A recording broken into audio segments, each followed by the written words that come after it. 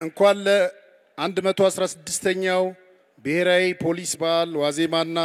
ለ5ኛ የምስራቅ አፍሪካ ፖሊስ አዛዦች ህብረት ድርጅት አባል ሀገራት የስፖርት ውድድር አደረሳችሁ አደረሰን። የኢትዮጵያ ፖሊስ በአዋጅ ሚያዝያ 1901 ዓ.ም ተመስርቶ እንደየወቅቱ ሁኔታ ሰላምና ደህንነት የማስከበር ኃላፊነቱን እየተወጣ የቆየ ቢሆንም በተለያዩ ምክንያቶች የሚጠበቅበትን ኃላፊነት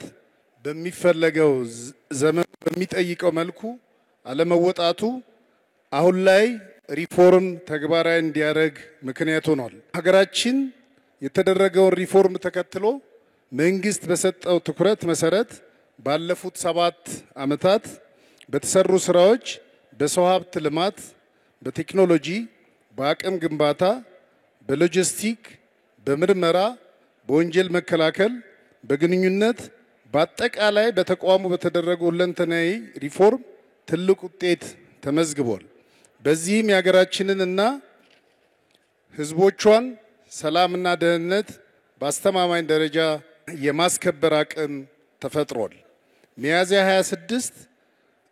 2017 ዓ.ም የ116ኛውን ብሔራዊ ፖሊስ በዓል ስናከብር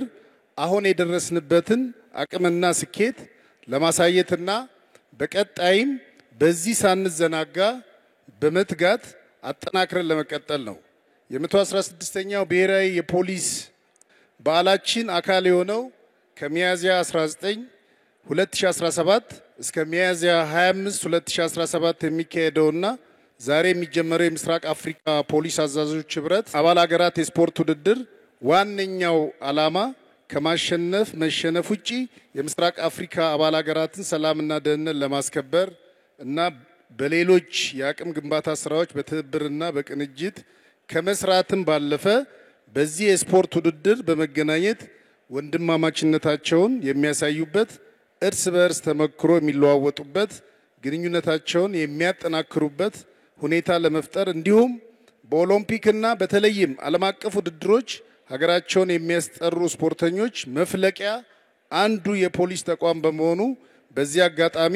ሀገራቸውን የሚያስጠሩ ተተኪ ስፖርተኞችንም ለማግኘት የውድድር ጠቀሜታው ከፍ ያለ ነው። በዚህ ውድድር ላይ ኢትዮጵያን ጨምሮ ከ7 የምስራቅ አፍሪካ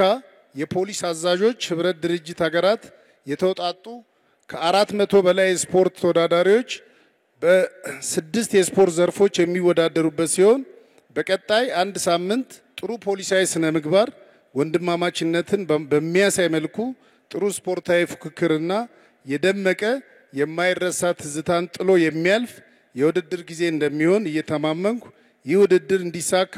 አስተዋጽኦ ላደረጋችሁ የኢትዮጵያ ፌዴራል ፖሊስ አመራሮችና አባላት፣ የባህልና ስፖርት ሚኒስቴር እና የስፖርት ፌዴሬሽኖች ከፍተኛ ምስጋናዬን እያቀረብኩ ለሁሉም ተሳታፊ ሀገራት መልካም እድል እመኛለሁ። አመሰግናለሁ።